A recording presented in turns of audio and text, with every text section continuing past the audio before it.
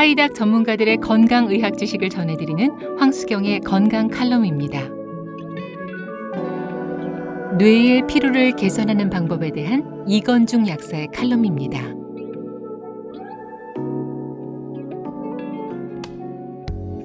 분명히 잘 쉬었는데도 피로가 풀리지 않는 경우가 있죠.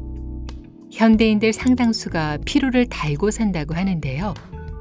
어떤 질병이나 원인이 있는 것도 아닌데 피로감이 지속된다면 뇌 건강을 살펴봐야 합니다. 피로라고 하면 흔히 몸이 무겁고 처지는 육체적인 피로감을 떠올리실 텐데요. 사실 피로는 육체뿐만 아니라 뇌에서도 옵니다. 몸이 가만히 있는 동안에도 뇌는 계속 일을 하기 때문입니다. 육체 피로는 며칠 좀 쉬고 푹 자고 나면 나아질 때가 많은 반면에 뇌의 피로는 쉽게 해소되지 않는 양상을 보입니다. 쉬어도 피곤하고 자도 피로한 원인이 뇌피로일 수 있다는 것이죠. 뇌의 피로도를 줄이려면 생활 습관을 바꾸고 뇌 기능을 돕는 영양분을 섭취해야 하는데요. 우선 술과 카페인을 줄여야 합니다. 잦은 음주나 과도한 카페인 복용은 필수 영양소의 흡수를 방해해서 우리 몸의 영양 균형을 깨뜨릴 수 있기 때문입니다. 뇌 건강을 위해서 유산소 운동과 근육 운동을 규칙적으로 해주시고요. 잠은 적어도 7시간 이상 충분히 자서 뇌의 피로도를 줄여줘야 합니다. 뇌에 좋은 영양분을 챙기는 것도 중요합니다. 뇌 피로 개선에 직접적으로 도움이 되는 성분은 비스벤티아민입니다. 비스벤티아민은 우리가 자주 먹는 비타민 B1의 활성형 성분인데요. 잘 알려진 것처럼 비타민 B는 섭취한 영양소들의 에너지 대사를 도와주고 체내에 쌓인 피로물질을 분해하는 데 필수적인 역할을 합니다. 비타민 B 중에서도 활성형인 비스벤티아민은 우리 뇌 속의 방어 장벽을 통과해서 뇌 피로 개선에 직접적인 도움을 줄 수 있습니다. 메코발라민도 뇌 건강에 도움이 됩니다. 메코발라민은 비타민 B12의 활성형인데요. 뇌 신경세포를 감싸고 있는 미엘린이라고 하는 물질을 생성하고 유지하는 데 관여합니다. 신경 증상이나 두통, 피로를 해소하는 데 특히 효과적이죠. 비타민 B12 중에서도 메코발라민의 체내 유지율이 더 높은 것으로 알려져 있기도 합니다. 하나 더 챙길 것은 콜린과 이노시톨입니다. 콜린은 아세틸콜린이라고 하는 신경 전달 물질이 생성되는 데 관여해서 기억력 향상과 두뇌 활성화에 도움을 주고요. 이노시톨은 뇌 조직에 다량으로 존재하는 탄수화물의 일종으로 신경 전달 물질인 세로토닌 합성에 관여한다고 알려져 있습니다. 요즘은 마그네슘 영양제를 드시는 분들도 많은데요. 마그네슘은 근육의 정상적인 수축과 이완을 돕고요. 신경 안정에도 효과가 있어서 수면의 질을 올려줄 수 있습니다. 신경세포의 수용체에도 포함된 성분이어서 뇌 건강에도 이롭죠. 뇌 피로 해소에 도움이 되는 영양 성분들을 알아봤는데요. 영양제를 고른다면 비타민 B 8종이 모두 들어있는지, 비타민 B1과 B12가 활성형인지, 두뇌 활성화를 돕는 콜린과 이노시톨, 마그네슘이 함유되어 있는지 성분표를 확인해 보시기 바랍니다. 간혹 고함량 영양제만 찾는 분들도 계신데요. 지나치게 복용하면 속이 쓰리고 역하게 느껴질 수 있으니까요. 가까운 약국에서 상담하시고 본인에게 맞는 최적의 섭취량으로 드시길 추천해 드립니다. 지금까지 칼럼의 이건중 약사, 내레이션의 황수경이었습니다.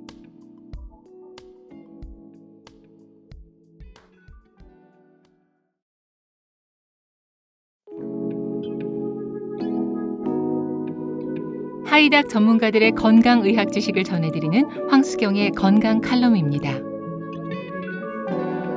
치매 개선에 효과적인 멜라토닌에 대한 고운산, 이한승, 신홍범 원장의 칼럼입니다. 중앙치매센터 추산에 따르면 만 65세 이상 노인 인구의 치매 유병률은 약 10%. 초고령 사회 진입을 눈앞에 두고 치매 환자 수가 계속 증가하는 추세인데요. 치매하면 알츠하이머가 먼저 떠오르실 겁니다. 알츠하이머성 치매는 전체 치매 사례의 70%가량을 차지하는데요. 베타 아밀로이드라는 단백질이 뇌에 과다 축적되면서 발생하는 것으로 알려져 있습니다. 그렇다면 베타 아밀로이드는 왜 쌓이는 걸까요? 사실 이것은 우리 뇌가 활동한 결과라고 할 수 있습니다. 뇌는 사고와 판단, 신체 활동까지 복잡한 일들을 관장하는 기관입니다. 이런 작업을 하려면 뇌세포에 연료가 필요한데요. 문제는 이 연료를 얻는 대사 과정에서 대사 폐기물, 즉 베타 아밀로이드가 생성된다는 점입니다. 이렇게 생성된 불필요한 찌꺼기가 뇌에 쌓이면서 신경세포가 손상되고 뇌 기능이 퇴화해 결국 치매에까지 이르는 것이죠. 다행인 것은 우리 몸이 이러한 찌꺼기를 청소한다는 사실인데요. 그 중심에 멜라토닌이 있습니다. 수면 호르몬으로도 잘 알려진 멜라토닌은 뇌의 송과선이라는 곳에서 만들어집니다. 이후 뇌 척수액을 통해서 신경세포 사이사이로 들어가서 베타 아밀로이드 같은 독성 물질을 씻어내주죠. 뇌를 씻어주는 세척액의 역할을 하는 것입니다. 멜라토닌의 베타 아밀로이드 청소 효과는 이미 여러 연구로 입증됐습니다.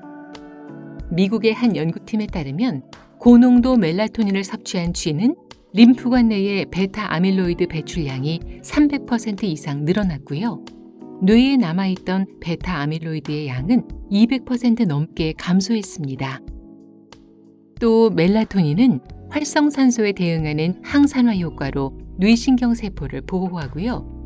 뇌신경에 작용하는 각종 신경독소를 막아주면서 뇌의 퇴행과 노화를 억제합니다. 주의할 점은 나이가 들면서 멜라토닌 분비량이 줄어든다는 사실입니다. 중장년층 이상에서 멜라토닌 감소와 뇌 건강 관리에 신경을 써야 하는 이유죠. 젊은 층도 안심할 수는 없습니다. 과로와 수면 부족, 불규칙한 식사 등으로 많은 현대인들이 멜라토닌 결핍을 겪고 있기 때문입니다.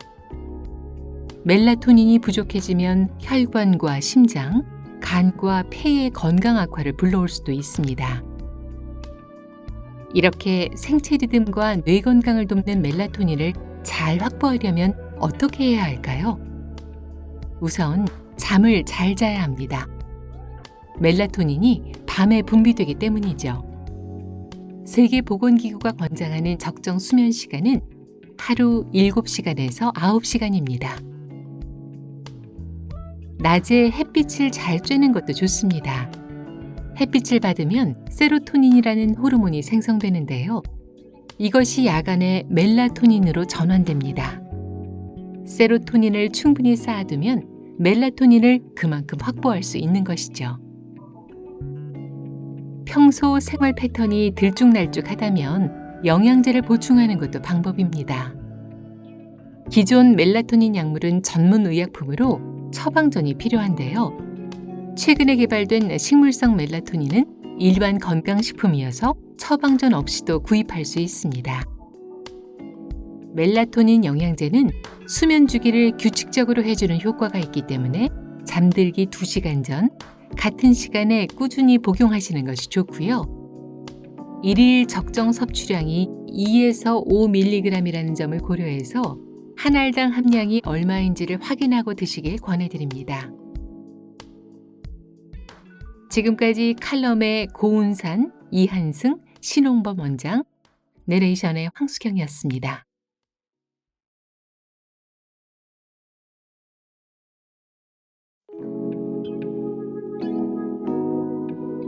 하이닥 전문가들의 건강의학 지식을 전해드리는 황수경의 건강 칼럼입니다. 호두의 효능과 같이 먹으면 좋은 음식에 대한 윤상원 영양사의 칼럼입니다. 불포화 지방산이 풍부한 호두. 고대 로마 제국에서는 신들의 음식으로 불릴 만큼 귀하게 여겨졌는데요. 호두의 효능과 같이 먹으면 좋은 음식들까지 자세히 알려드립니다. 호두는 뇌와 심혈관 건강 개선에 아주 이로운 음식입니다. 견과류 중에서도 오메가3가 가장 많다고 알려져 있죠. 이 오메가3는 혈압 조절에 도움이 되고요. 체내 염증을 감소시켜서 심장 질환의 위험을 낮춰줍니다. 뇌기능 개선 효과도 빼놓을 수가 없는데요. 호두의 풍부한 오메가3는 기억력과 인지기능, 그리고 노인성 치매 관련 위험 요인을 줄이는 데도 도움을 줍니다. 그 다음은 항산화 효과입니다. 호두에는 비타민 E와 폴리페놀 성분이 풍부하게 들어있는데요. 두 성분 모두 항산화 작용을 해서 체내 활성산소를 억제하고요. 이를 통해 세포 보호, 노화 방지, 퇴행성 질환 위험을 낮추는 데 도움을 줍니다. 호두의 항산화 성분이 염증성 장질환 개선에 도움을 준다는 연구 결과도 있죠. 뇌와 심혈관 건강에 좋은 항산화제 호두, 고령화 시대에 꼭 필요한 식품이 아닐까 싶은데요. 자, 그렇다면 호두와 같이 먹으면 시너지가 나는 음식은 무엇일까요? 맛과 영양까지 챙길 수 있는 꿀조합, 지금 소개해드립니다. 호두와 같이 먹으면 좋은 음식, 다크 초콜릿입니다. 호두와 다크 초콜릿 모두 항산화 물질인 폴리페놀이 들어있는데요. 둘의 조합은 항산화 작용을 더욱 강력하게 해서 우리 몸의 산화 스트레스를 효과적으로 줄여줍니다. 몸에 좋은 항산화 작용이 배가 되는 것이죠. 또 다크 초콜릿에는 혈압을 조절하고 혈관을 확장하는 플라보노이드가 풍부해서 호두의 심혈관 질환 예방 효과를 강화해 줄 수 있습니다. 호두와 같이 먹으면 좋은 음식, 두 번째는 그릭 요거트입니다. 둘의 조합은 단백질 보충에 아주 제격이죠. 고단백 저지방 식품인 그릭 요거트와 단백질이 풍부한 호두를 같이 먹으면 신체 성장과 체중 관리에 도움이 될 수 있습니다. 또 그릭 요거트에 부족한 지방과 식이섬유를 호두가 갖고 있기 때문에 에너지 공급과 영양 균형, 식사의 만족감 측면에서도 좋은 조합이라고 할 수 있죠. 유산균과의 시너지도 빼놓을 수 없습니다. 호두의 풍부한 식이섬유는 그릭 요거트 속 유산균이 장에 잘 안착하도록 해주죠. 식이섬유가 유산균의 먹이 역할을 해주는 것인데요. 이를 통해서 장내 유익균과 유해균의 균형을 맞추는 효과를 볼 수 있습니다.